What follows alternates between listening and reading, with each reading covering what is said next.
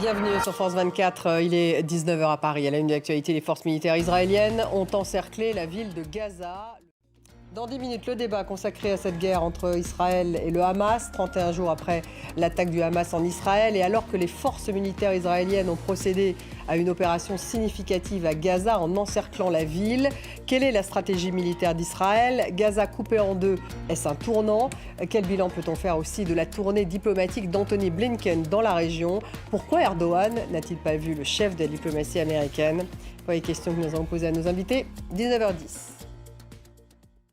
31 jours après l'attaque du Hamas en Israël, les forces militaires israéliennes affirment avoir encerclé la ville de Gaza. Le territoire de Gaza est coupé en deux, toujours selon l'armée israélienne. À Gaza, les autorités sanitaires du Hamas évoquent quant à elles plus de 10 000 morts. Voilà, puis cette déclaration du chef de l'ONU qui vient de nous parvenir, un cessez-le-feu se fait plus urgent à chaque heure qui passe, a déclaré Antonio Guterres. On l'écoute. Et puis la présidente de la Commission européenne, Ursula von der Leyen, a annoncé une aide supplémentaire de 25 millions d'euros en faveur des Palestiniens de la bande de Gaza. Et à Jérusalem, devant la Knesset, des centaines de personnes se sont réunies pour demander la libération des otages. Ils sont très nombreux en Israël à mettre la pression sur le gouvernement afin qu'il fasse justement libérer ces otages et qu'il en fasse sa priorité. Elliot Samuel. En France, le Sénat a débuté cet après-midi l'examen du projet de loi immigration. Le ministre de l'Intérieur, Gérald Darmanin, a ouvert les débats en demandant à la Chambre haute, je cite, de co-construire avec le gouvernement un texte ferme, juste et surtout efficace, a-t-il dit.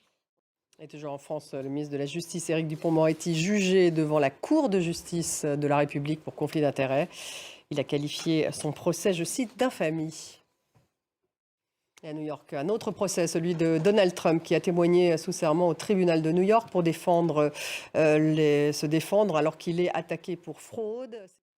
Merci d'avoir suivi. Restez avec nous dans quelques minutes. Le débat consacré à la guerre entre Israël et le Hamas, 31 jours après l'attaque du Hamas en Israël. Quelle est la stratégie militaire d'Israël qui affirme justement que Gaza est maintenant coupé en deux? On va revenir également sur la rencontre entre Anthony Blinken et son homologue en Turquie après tout un tour du Proche-Orient du secrétaire d'État américain. Restez avec nous, c'est dans quelques minutes.